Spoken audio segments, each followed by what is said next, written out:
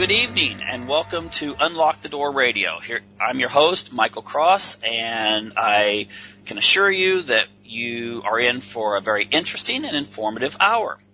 Tonight, we have as a guest Emmy. Now, that's not her real name, but she would like to remain anonymous.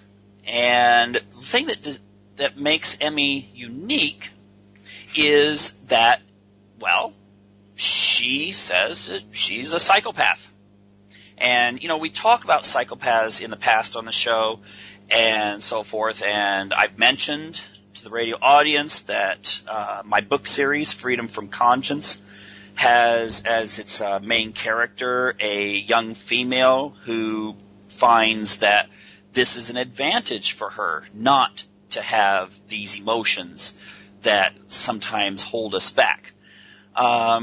But I think it'd be interesting to actually, well, have someone tell us more about what it's like to have these feelings and maybe some of the advantages. So anyway, well, Emmy, thank you for coming on this evening. Thank you so much. Okay. Well, can we just begin with you telling us a little bit about yourself? Just as an intro, and then we'll go into more depth. Yeah, no problem. Well, first you said that I consider myself a sociopath, and I am actually usually very careful to distinguish that I have been diagnosed as a sociopath. I don't know if I would consider myself a sociopath or not. I sort of don't even know if I necessarily believe that there is a disorder called sociopath, that maybe it's just a personality trait or people are just being, particularly Machiavellian about the way that they interact with people. I think that there is something going on with sociopathy, and that's why I wrote the book. It's an exploration of what does it mean to be a sociopath? Does this term apply to me? And if so, what are the implications or ramifications of that? But, yeah, so the book is about that. It's also about my life. I am a relatively normal person. You wouldn't expect me to be a sociopath if you just met me in real life. I am in my 30s. I am an American. I am in the legal profession. I have been relatively successful. I've never been to prison. I guess those are the broad strokes. Okay. Could you tell us a little bit of the difference then between the idea of a psychopath and a sociopath? Right. So a lot of the differences are in terminology. So Hervey Cleckley, who wrote The Mask of Sanity, uses sociopath. He's sort of considered the father of the modern concept of sociopathy. And another big player, Dr. Robert Hare, who has the major diagnostic tool, the Psychopath Checklist Revised, he says psychopath, right? And the DSM in the U.S., the Diagnostic and Statistical Manual of Mental Disorders, uses the term antisocial personality disorder. So we have three basic terms that people are using. Sometimes they use them interchangeably, or they think this is all referring to the same concept. Sometimes they make a distinction and say a sociopath is this and a psychopath is something else. And usually when they make those distinctions, a sociopath would refer to somebody who is not genetically this way. It's more an environmental issue. And a psychopath is somebody who's more born this way and then has those genes possibly triggered by environmental issues. Antisocial personality disorder really focuses on the antisocial behavior. It's really focused particularly on criminal behavior and is used frequently to assess criminals in terms of whether to grant or deny them parole. So they're all kind of used differently. Okay, so it sounds like to a certain degree a psychopath is more of a personality. A sociopath seems to imply a certain behavior. Some people use the terms that way. I don't make any distinction between sociopath and psychopath. Some people go further and say, you're a primary or secondary psychopath, or you're specific types of psychopaths. And I just think, we know so little about this disorder or this personality type that for us to try to make these fine distinctions, seems a little bit cart before the horse. I don't know if we have the data to really back up and be able to prove that these distinctions exist. Okay. Now, you say you've never been to jail. What is your profession? I'm in the legal profession. Okay. I'm sure some of the audience is going, okay, I can see that. But no, seriously. The thing is that I think a lot of people have this Hollywood image of whether it's a psychopath or a sociopath of someone who's wiping blood off of a knife because they've just committed a murder or something. Whereas, would you challenge that in reference to, does it come along with these kinds of things that go against society? I would say, yeah, I would definitely challenge it. I think the Hollywood portrayal, are there psychopaths who are like that? Probably. But I think that we can sort of list them. There are only so many that it's possible to write all of them down, and we kind of know all of them, who they are. They've been caught. You know, people that murder a lot tend to get caught. And, you know, most murderers are not sociopaths. Most sociopaths are not murderers. So there's this whole other aspect of sociopaths that people just don't naturally think about. Okay. We'll get into some of that in more detail in a moment. Do you believe you were born different? I believe that I have always felt different. I don't know if I could say I was born different. You know, if I were raised a particular way, a different way. But I think, you know, even when you look at my life history and you look at some of the research being done about, you know, how early would you have had to have different environmental triggers that would trigger these genetic propensities. And when I was an infant, I obviously was not aware of this, right? I have no memory of this, but I'm told that when I was an infant, I had a particularly bad case of colic, which caused my parents say I cried 23 hours a day. And I seemed to be inconsolable, and everybody would try to, you know, she just needs this other thing, but it wouldn't work, so they would just put me in a room, and I would cry myself out, and I ended up having to go to the doctor because I had ruptured my navel due to excessive crying. And eventually I got better, but sometimes I think, would something like that have been enough to trigger particular genes? You know, obviously when I'm crying that much, I'm probably not getting the same sort of physical affection and loving interaction with my parents or with my siblings or my other relatives that I otherwise would. Do you smoke? For me to endure that, including the ruptured navel. So was this something that interrupted my development as early as infancy? It's hard to say. Okay. I don't want to be flippant, but do you smoke? I do not smoke. Okay, because I was just going to say the Freudian explanation, of course, would be a traumatic event taking place in the oral stage of development and therefore not trusting people and so forth. But I don't know. I've never heard of a sickness causing this kind of thing, but I'm certainly open to that. A sickness caused it. I mean to say that there are particular environmental traumatic events that could possibly trigger certain things, and even denial of physical affection. You know, we have the Romanian orphans who were in orphanages, and all of their physical needs were being met. They were being fed, they were going to sleep, but they still ended up having deep psychological issues. And people think it's because they weren't touched enough, held enough when they were babies. Mm-hmm. Which is actually very necessary for children. Okay, so let's fast forward just a few years. When you were a child, now childhood is very awkward for people, but did you see that other people had different ways of interacting with each other, and certain things did not trigger reactions in you? I would say that the thing that seemed most different about my childhood peers was that they were largely unaware of the larger machinery of the world. They didn't understand how things worked the same way that I did. I was very interested in adult things. You know, how do you get to this place? How do you buy a car? Why do I have to go to school? These broader questions and awareness of how things work and what were the power hierarchies that were influencing my life. And I felt like my childhood peers, they never were aware of them. They didn't really care about them. They just lived their life, and were sort of acted upon rather than ever choosing to be the actors. So I did think that was a main difference. They seem to be more, people say that sociopaths are self-centered, but to a large extent, non-sociopathic children seem more self-centered. They're in their own little worlds, and they're incapable of even comprehending that there's sort of a world beyond what they see. Yeah, that's interesting. I hadn't thought about that. The idea that one of the characteristics that's listed is a questioning of authority.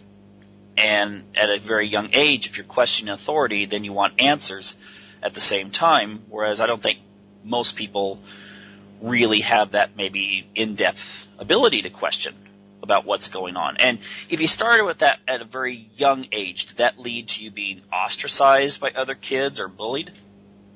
I think so. It's interesting in question authority. I think that people think of teenagers as being, that's the age, developmental age at which people start to really question authority. And everybody hates teenagers, right? Because they sort of act like know-it-alls. They make problems for people. Part of questioning authority is to sort of upset these social norms, and other people bear the negative externalities of that. When you act out in class and the teacher gets very angry and then says, okay, there's no more recess for anybody, then your classmates might be upset with you. So yeah, I do think that it was hard for me to sort of navigate socially sometimes with that particular peer group, because they never valued the things that I valued at least the most. Mm-hmm. Did you find that of course leads maybe to a feeling of being at a higher level, a higher plane, and a higher calling. But did you, during this time period, when triggers that would cause other kids maybe to cry or act emotionally, how did that affect you? I don't think that I was bothered by the same things that other children were bothered by. I mean, I feel frustration just like everybody else, irritation. I'm sure that I cried when I was hit, if I was hurt about something. But a lot of times it was just easy for me to become very single-mindedly focused on one thing. And when I am focused that way, and I still remain this way, when I'm focused this way, it's very easy for me to kind of forget about everything else that's going on. If I'm so focused, I could be very hurt, for instance, and not really acknowledge it, not really feel it. And if you're having an emotion that you don't acknowledge, then it's as if you're not having the emotion at all. Mm-hmm. Did you find that you had to sometimes mimic emotion? Like, let's pretend like you get in trouble in school, and sometimes kids will start crying to get out of something or to gain attention, or to gain sympathy from the teacher. Did you find that sometimes you had to do that? I think, it's interesting that you asked that, because I think that, I don't think that's such a unique to sociopathic children trait. I think that all children are that way. And if anything, sociopaths just never really value authentic emotions or come to value authentic emotions like everybody else does. I've been interacting with children recently, and they do something wrong, and the parent confronts them about it. And the child, what would you do if you were the child? You'd make up some excuse. Did you intend to hurt your brother? Oh no, I accidentally, knocked him over because I wasn't paying attention. Or did you mean to steal this? No, I didn't realize that it was somebody else's. They come up with this sort of excuse, or they cry. Somebody hits them. They're not really hurt, but they want retribution, or they want to get the other person in trouble, or they want whatever they want. So they're constantly coming up with these lies and faking emotions to sort of meet more what the parents seem to be expecting. We rarely, the way that I've seen parents, they rarely confront the child in a way that incentivizes honesty. That somehow is meant to elicit an honest reaction. Cry when you are actually hurt. Admit that you were wrong. Admit that you stole this thing, and that's fine, and we can move on from there. It's almost like children are incentivized to do the exact opposite, to constantly be lying and manipulating. Otherwise, I think they're worried, the child is worried about being seen a particular way. Because if you're the type of person who would steal, you don't want your parents' disappointment. You don't also want the reputational harm that will come from your parents' disappointment. and them sort of looking at you more closely from then on. Well, that's interesting. So you seem to be implying that children from authoritarian homes have to learn to be somewhat more deceitful than children that come from homes in which there's a interplay between the parents and the children and a certain level of respect. It would depend on how you define authoritarian, but I would say it's almost the opposite. That children in a home that's very authoritarian to the extent that, and defined as, parents who enforce rules no matter what. No matter if you intended to hurt your brother or didn't intend, or you knew that you were stealing something or you weren't aware that you were stealing. That no matter what you were sort of thinking or what was going through your mind at that time, that you get the same sort of consequence. Children in those situations have no incentive to make up a fake backstory about how they intended something else, right? Because it leads to the same outcome. They're still going to get the same punishment. Children whose parents are trying to raise good people, and want to encourage and sort of shame them about these moral issues. It's not nice to do this thing, and then express this sort of moral disappointment and are kind of bring in emotional aspects. I think those children have a huge incentive to lie because they want to avoid judgment. And I think a lot of people, this is something that people as adults continue to do. And this is a little bit of a self-illusion. You do something, you intentionally do something. You cut somebody off, or you cut in line, or you underpay somebody, or you give them a bad tip. And then afterwards, if you're confronted, you come up with some sort of self-justification. Oh, he wasn't paying attention, and so I deserve this. Or the service was really poor, or whatever it is. You come up with some sort of moral justification after your bad behavior once you're caught. And you learn that as children, I think, because we as a society do care, not sociopaths, but everybody else cares about what is your intention. Not just what did you do, what was your action, and what were the consequences of that action, negative or positive, but how did you feel when you were doing that action? Did you want to help somebody? Did you want to hurt somebody? Were you hoping that this would be positive for them? Were you hoping that it would be negative for them? Right. And so since there's such a premium sort of placed on these intentions, and we can flip our minds, we can think that, okay, spanking a child is right if you're intending to discipline them, but not if you're just angry, or not if you enjoy spanking them. But how about this? What if you are intending to discipline them, but you also enjoy spanking children?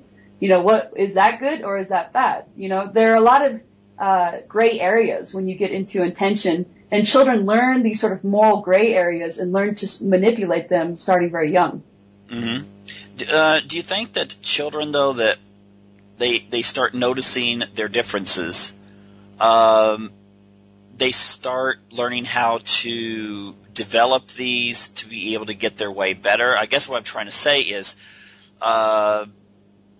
when we graduate beyond the 6 and 7 and 8-year-old child, but we start getting into the young teenager that many people fear.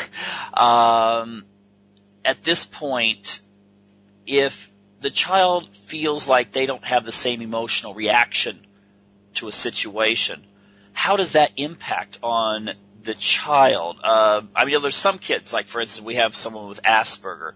They have a hard time expressing emotions in a situation, and it's very difficult for them to learn how to interact with people.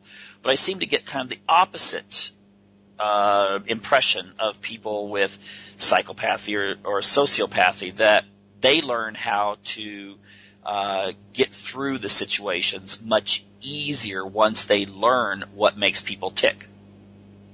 Yeah, I think that it's an interesting distinction, and it's so true. We're constantly looking at people's emotional reactions in order to judge their intention. That's essentially what we're trying to do, right? So you have something like in the United States right now, the George Zimmerman trial. And did he just go out and want to kill somebody and set this whole situation up so he could be a predator and kill somebody and claim afterwards that it was self-defense? Or Was there another story? He really did think his life was threatened, and maybe he acted poorly, but, he, leave his house and kill somebody that night, right? And you look at some of the reactions that normal people are having, and they're saying things like he's not showing enough regret or remorse. And they're looking at his emotions in order to make an assessment of his credibility, essentially, and trying to figure out what actually happened that night.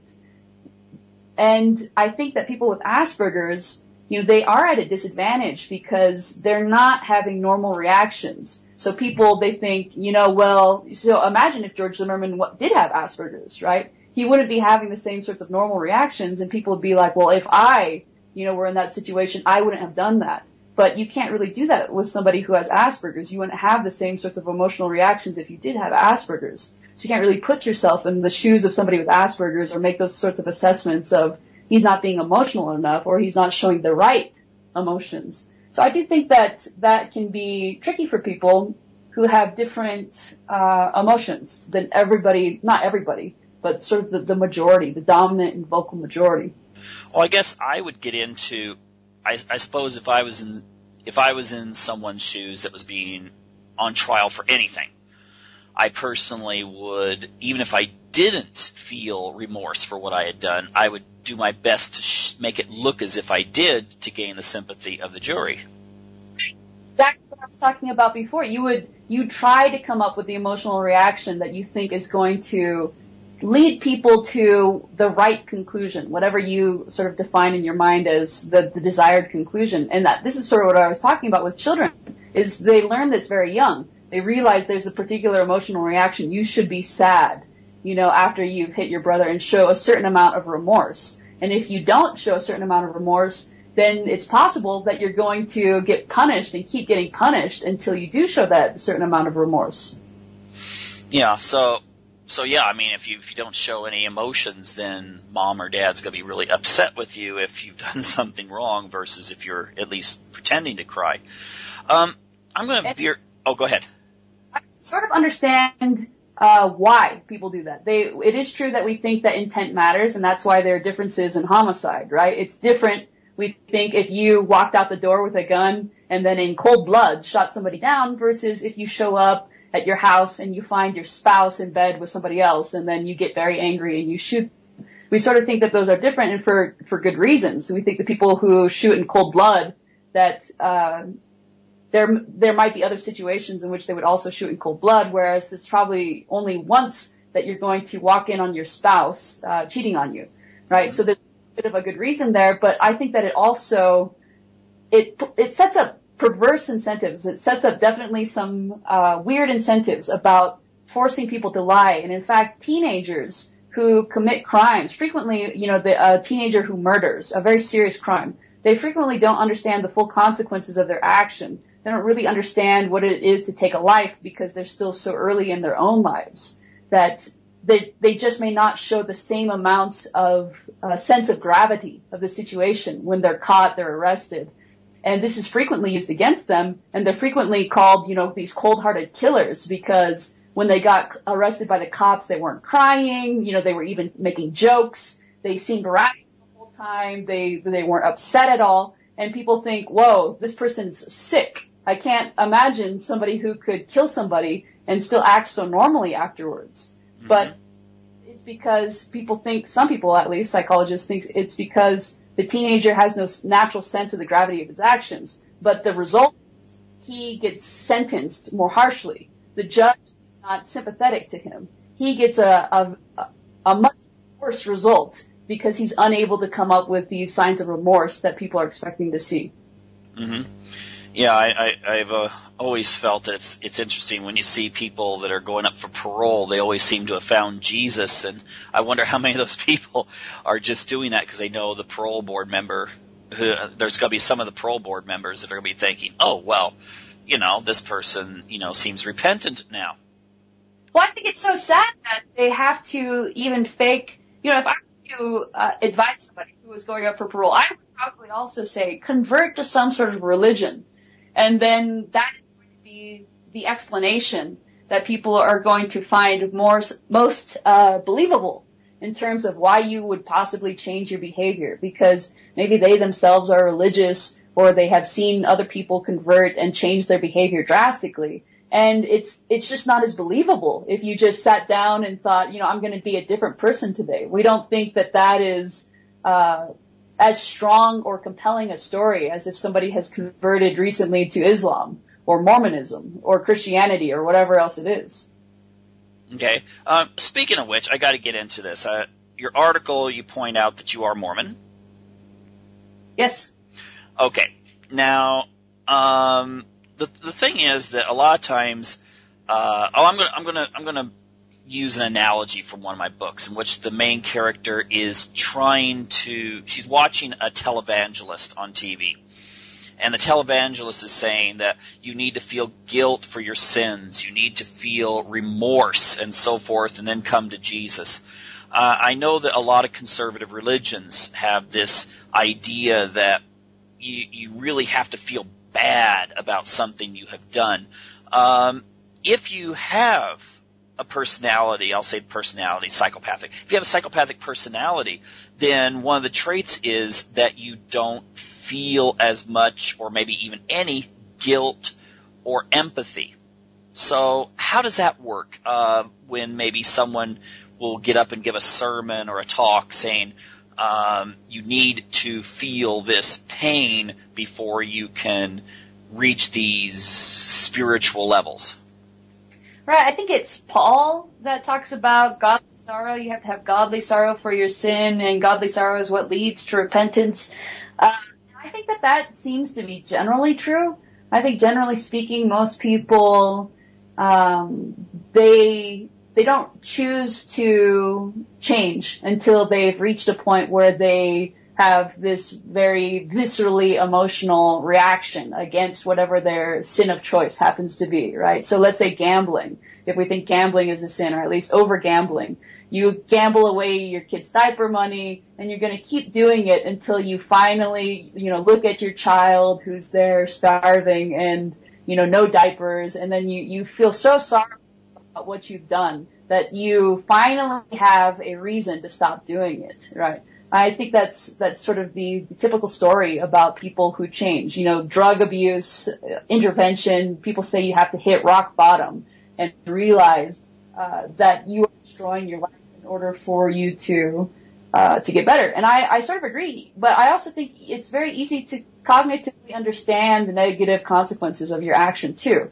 I don't think you necessarily need this visceral emotional reaction to things in order to spur a desire to change. So when we think about the word repent, the word repent itself, the root is that you're turning away from something. And that's exactly what the godly sorrow is meant to do, is to turn you away, the act of turning away and turning in a different direction, and then maintaining that good, better direction that you've changed to. But again, I don't think that you need an emotion to be able to make these sorts of changes. Businesses frequently will make strategic decisions. They'll change from, instead of, doing this, making good A, we're going to start making good B instead. And they don't need any emotional decision or emotional aspects of decision to make these sorts of decisions, right? Sometimes they won't do it. Sometimes they'll stay thinking. There's a recent article about Dell computers, which talked about how they kept making PCs, or maybe it was Intel, thinking that this was going to, PCs, we're just going to stick with PCs. And even when there started to be smartphones, they still said, oh no, we're going to keep making PCs, right? And these people might get left behind in the market. But just because it's possible to make mistakes cognitively, I think they're also possible to make mistakes emotionally.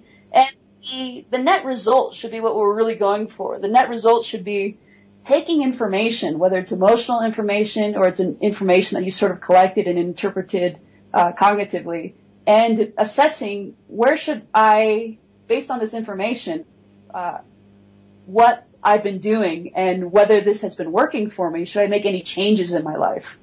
So a cost-benefit analysis, essentially. Essentially. Okay, so when you see people becoming emotional, and this is true for many different religions, you can switch on the TV and see people crying, when they are talking about religion. And then, of course, there's other people who, when they speak of religion, it's more of, like you said, a cognitive thing in which this is the concept and this is the things, that the components to it.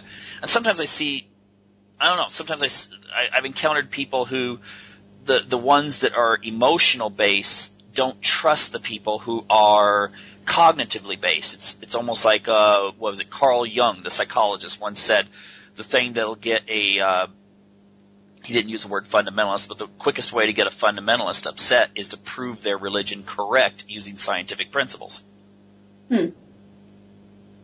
So, okay, go ahead. It's interesting you mentioned that. I sometimes feel bad for economists, because economists can come up with all sorts of rational or empirical evidence that supports particular theories about the way the world works, and people can still say, yeah, I don't care. It doesn't matter. We still should be, giving these sorts of tax cuts to these people or whatever else it is that they're arguing for. People have a real, people who are emotional have gut instincts that to them feel like truth, like with a capital T, truth. And when people reason with them, there's only so much changing they can do on their position, I think, because they have these deep feelings about things. So I do think it's true. When other people don't seem to have feelings and they approach something that they consider rational, or that they consider emotional in a rational way, then they can be very offended. I think a good example is the market for organs, right? So would it be more efficient if people could sell their kidneys, if you could buy and sell kidneys on an open market? Yes, we have lines for years of people waiting for kidneys, and that would definitely solve right away the problem of the shortage of kidneys. But people think that there is something repugnant about that. Emotionally, they can't help but think there's something wrong with people selling something so personal as a body part, right? So it doesn't matter the economics of it. You can make all the economic arguments you want. This is going to help more people. They're not going to have to wait. There would be fewer people dying while they're waiting for a kidney. You can make any of those sorts of arguments, but people are still going to find it to be repugnant. Interestingly, people used to think that life insurance was morally repugnant because essentially you're making a bet about when your loved one, your spouse, or whoever else that you're getting a life insurance policy on is going to die. Are they going to die sooner, in which you make a lot of money, or are they going to die later, in which you have premiums and you don't make as much money? So you want them to die as quickly as possible, essentially. And that seems morally repugnant when you put it that way. And yet a lot of people would think that it's very socially irresponsible not to have life insurance, particularly if you have a spouse or children. Yeah, I think a lot of people, if you bring up the scientific arguments and so forth, I like your analogy with organ transplants, and it reminds me of the guest I had on last week who was a transhumanist, and we were talking about xenotransplantation, and she even felt it was a little bit socially bad to raise animals to get their organs so we could transplant those into people. But yet, I mean, we raise animals for pork chops, we raise animals for hamburger, but yet many people would feel like, well, no, this is wrong, and I don't see. I mean, emotionally, I could see where they're thinking, poor pig, but the thing is, I mean, there's thousands of pigs killed every day to make sure people have hot dogs and pork chops. Right. And these sorts of moral issues, they're tricky because on the one hand, I acknowledge that they are having this emotional reaction, and that this emotional reaction is as authentic and real to them as anything else could possibly be to them. And so you sort of think, I have to respect this, as a person, this person has their own autonomy, and these are their preferences, right? On the other hand, these moral issues, they're not capital T truth, right? Because from culture to culture, you're going to have differences in what is considered morally wrong or completely fine. And so it can't possibly be that it's wrong to sell your kidney when we have other cultures out there that think that not only is it right, this is the best thing to do, is to everybody start selling your kidneys so we can stop having people dying on dialysis. Mm-hmm. Yeah, but like I said, even with issues like, applying science to people, there's the idea that I've discussed this before on the show, the idea that there's people that they can't have children, so they purchase an embryo, and then they carry the embryo in their womb and then have the baby that way, and people think, well, that some people have this emotional reaction to it, when in reality, I mean, it's kind of like if you think of it, all they've done is adopt a child just a lot younger than most people do. But there's like this emotional framework we have of this is how babies are made, and this is how, and all this kind of stuff. Right. Now, taking it a little bit further there, let's say you're in a position. Let's pretend instead of a lawyer, you were a marketer and you're trying to sell a concept like selling organs. Would it be an advantage to you then, even though you might not recognize that level of emotions that these people are having, saying that I can't support selling kidneys and livers and stuff from my uncle or my husband or whatever, but you'd still be able to use emotion in maybe a public advertising campaign, couldn't you? You'd be able to know what triggers to touch upon to get people to buy whatever you're trying to convince them. Yeah, I know it would depend. It would depend. If I have observed this particular behavior and sort of cataloged it and studied it, in general, that I would be better at it than the normal person? No, because the normal person could think to themselves, how would I feel about the market for kidneys? And think, oh, bad. And that's what most people think. And what arguments would I find most persuasive that the market for kidneys is good? And then think, just be able to put your own self through these situations and project essentially your own beliefs on everybody else. And I think that for the majority, the average normal neurotypical person, that's possible to do. Me as a sociopath, could I say, what is offensive to me about selling kidneys? My answer would be nothing. There's nothing I find offensive. So this has frequently happened in my life where I don't necessarily think that anything's bad, and I haven't encountered a particularly,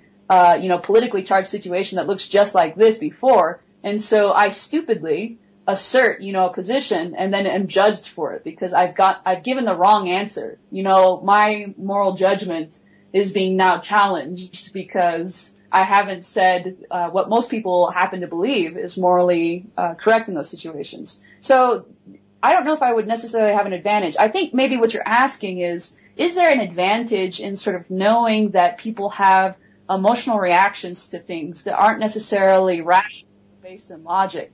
I think that there are, but there would have to be instances of arbitrage. Is there some way where there's a gap in people's expectations of what the world should look like and what the world actually is, that you can find a way to profit from that gap? Either let's say they're very positive, they think that the stock market's going up, real estate's going up, and that you don't think that's reality, right? So what would you do? You'd sell them stocks, you'd sell them real estate, you would, maybe become a realtor to capitalize off of this. Or let's say vice versa. They think negatively, that we'll never get out of this recession, the global economy is terrible, and you think that it's actually going to go up, then you would buy their stocks, you would buy their property. So this understanding of people's emotions, it's usually only helpful when there's a gap. And obviously it's only helpful when you, the sociopath, have recognized that there is a gap. Sometimes you don't. Sometimes you don't understand that people really, really care about whether other people are buying embryos or not. You think, why would they care? But it turns out people care very deeply about it. Mm-hmm. Okay, very good. Now, taking that to the next step, do you think that psychopathy is an advantage when it comes to attaining corporate and political success? It's an interesting question. I don't know if I would say definitely yes, there is an advantage to being a sociopath because there aren't that many sociopaths. So the fact that there are only 1 to 4% of the population is a sociopath, you're going to have particular skills that are going to give you a competitive advantage, and people aren't aware of sociopaths really. So they're not really going to be planning or defending against you. So I use this example in the book about birds on New Zealand. Before man came to New Zealand, it was just an island. And there were birds for every part of the ecosystem. There were birds that were so large they could carry a small man off, huge birds with a wingspan of, 10 feet.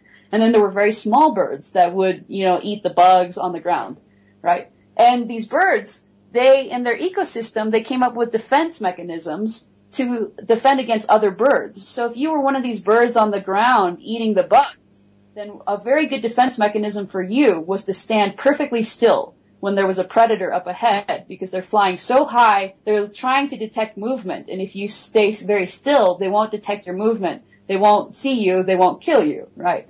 So that's a very effective defense mechanism against other birds, predator birds. The problem is when man comes and introduces the rat, and then is that a proper defense mechanism for you to, as a small bird, stand very still while a rat comes up and kills you? No, it's a terrible defense mechanism.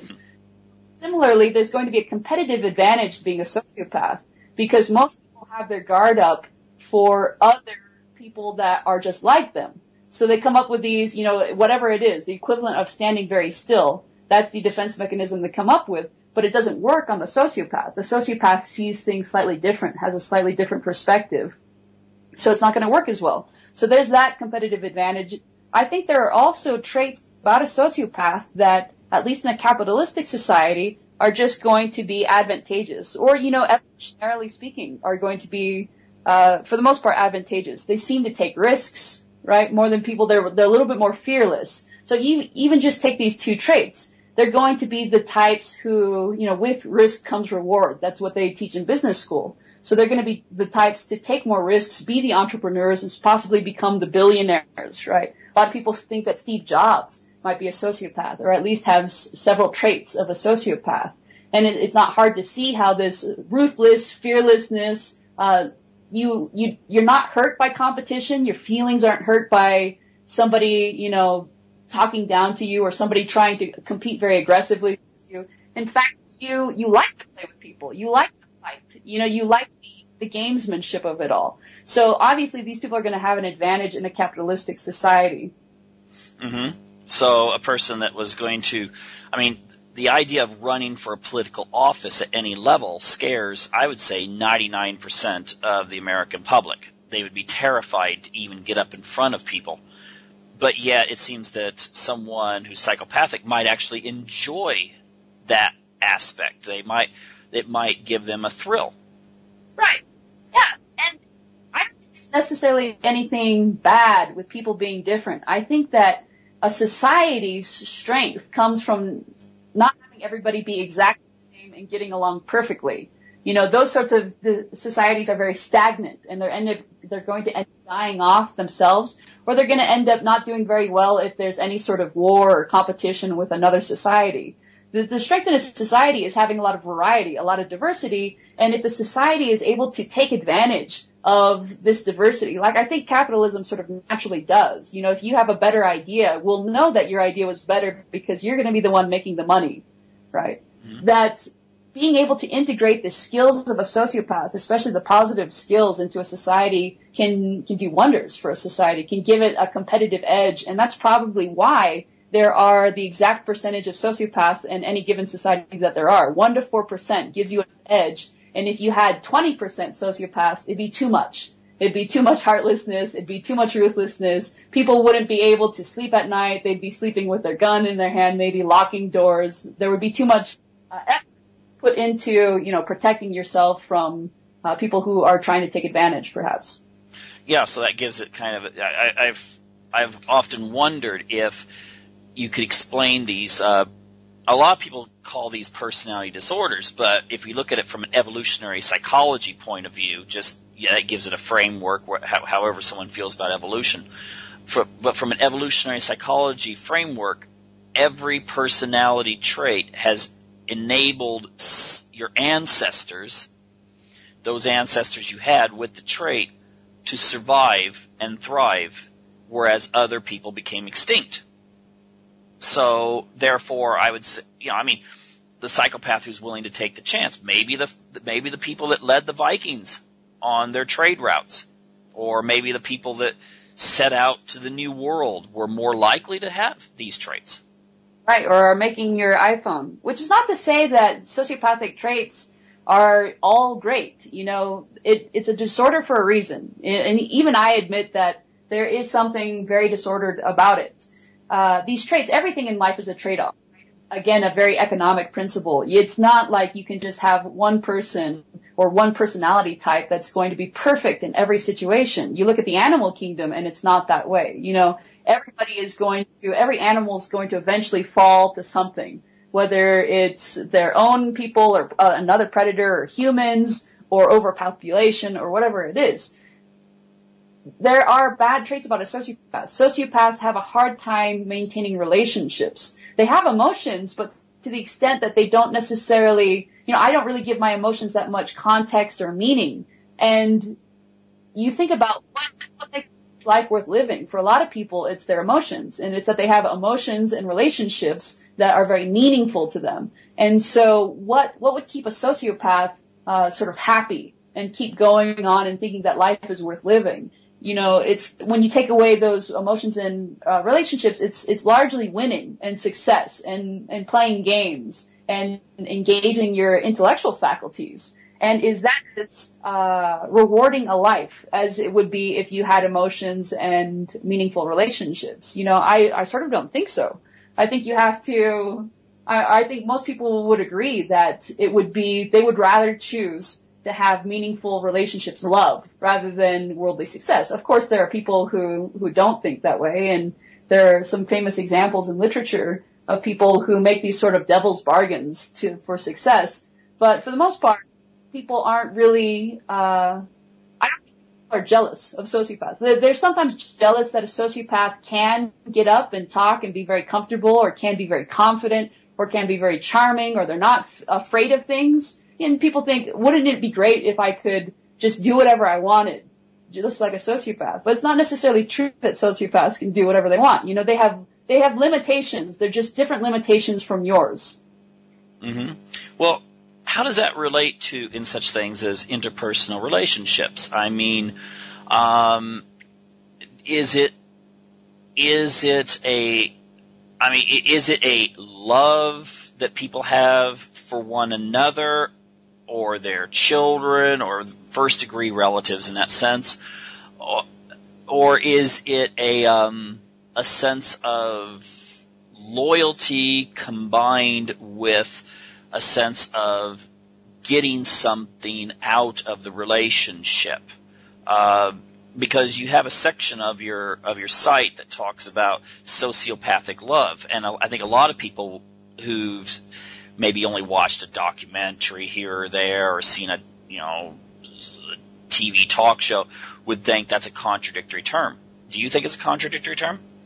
I don't think it is a contradictory term, and honestly, I don't know where people are getting this from. Where does it say anywhere in any of the diagnostic criterion, Cleckley, Hare, the DSM, where does it say that sociopaths can't love? And yet people seem so certain that that's true.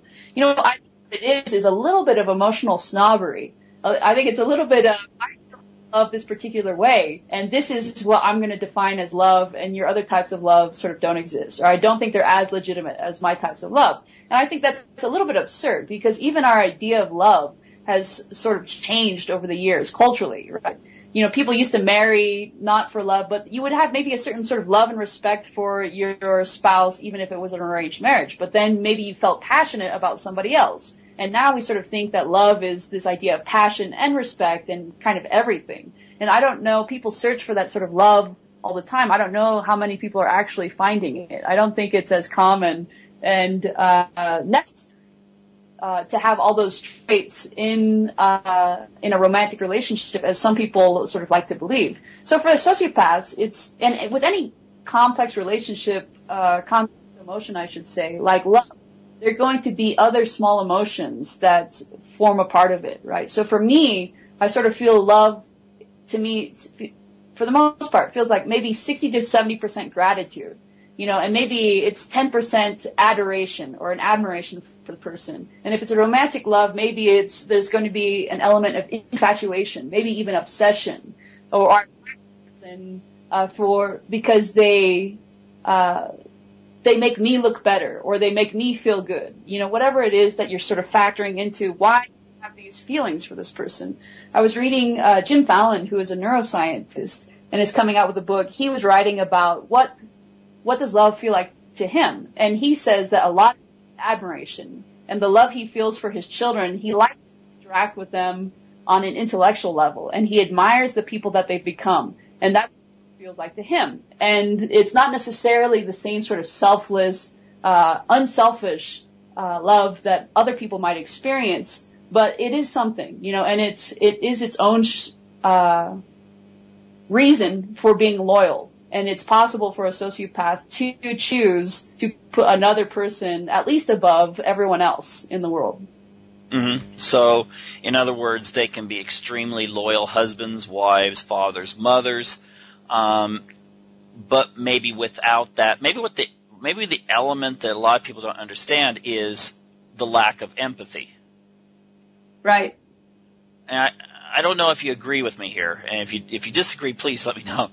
That it's feeling sympathy and feeling empathy are two different things.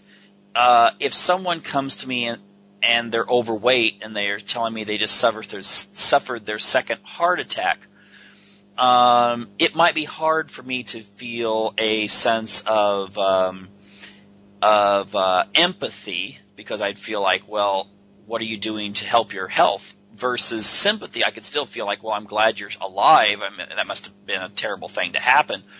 But do you feel is that a fair division there? I think that there is a difference. I don't know if that is the distinction I would use necessarily. Maybe you disagree with this definition, but Professor Fallon sort of defines sympathy as the ability to imagine oneself in that particular situation. And you can maybe even, feel like, oh, I remember a time when I had that hard health situation, and that was really bad. I feel bad. I felt bad during that time, so I understand you must also be feeling badly. So I think that's kind of how he defines sympathy. And empathy, he said, seems to be, and he's a neuroscientist, so he thinks it's more like mirror neuron related, where the same way that when you watch somebody swing a golf club, for instance, and then you're able to, even if you've never swung a golf club before, you're able to get up to the tee and do some rough replication of what it looks like to swing a golf club.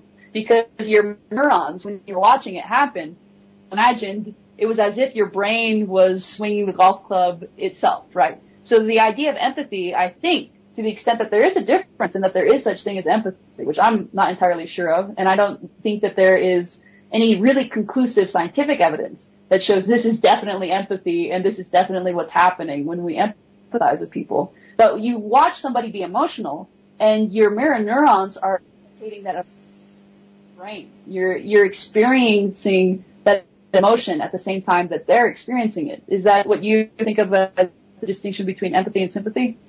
Yeah, I guess if I feel like if someone cuts their foot, and I can remember what it was like to cut my own foot, and I know what they must be feeling. Well, that's more of a sympathy. I wish they hadn't cut their foot, but empathy could be putting yourself into the emotional context of that person, and maybe even feeling the same kinds of trauma.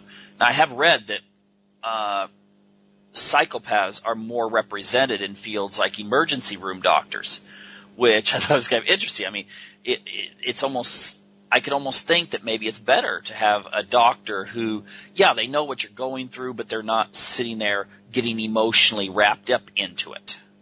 Right. And I think of these stage moms, right? who their 6-year-old is playing Annie in this stage production of the musical, and they're standing off on the wings stage, but not visible, going through the motions and mouthing the words themselves as if they were out there doing it. When I think of empathy, I don't necessarily think it's all that valuable. Is that what you really want people doing? Is it rather than focusing on you in that moment, they're feeling their own feelings about what you're going through? I mean, maybe people think that it's great, but I sort of think it's a little bit presumptuous, and it's a little bit it's a little bit focused on the self, actually, for you to be having your own moment while they're undergoing something so extreme. So, I mean, you use a very interesting practical example of, obviously, you have this huge pipe sticking out of your leg. You don't want a doctor or a nurse who's thinking,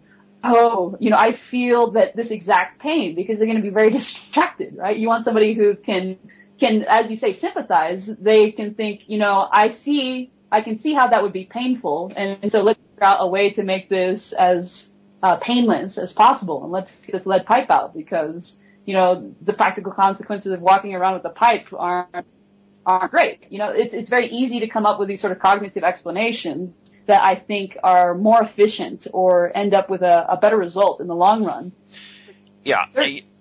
To somebody else's emotional world, and sort of let empathy be your guide. Yeah, good point. I hadn't thought about it that way. We only have about a minute and a half left. What's the name of your book, and tell us why people should check out your book? The book is Confessions of a Sociopath: A Life Spent Hiding in Plain Sight, and the book is going to appeal to people who are interested in different types of people, different types of personality, different types of disorder. If you want to see the world, what it looks like through a sociopath's eyes, I take you through the major autobiographical events of my life. I also give my opinions about certain philosophical issues. I give a little bit of advice about how to deal with sociopaths, particularly sociopathic children. Talk a little bit about what policies might help sociopaths be integrated more fully into society. I talk about the history of the research into sociopathy and the distinctions that people sometimes make based on the terminology, or some of the research that's focused more on genetics versus brain scans versus looking at behaviors and why we come up with different results. I think the goal of the book was to start a conversation. I think it's a really interesting topic. Statistically, everybody has met a sociopath, but most people have probably not realized that they met a sociopath. Okay. And there are ways that sociopaths can really affect your life.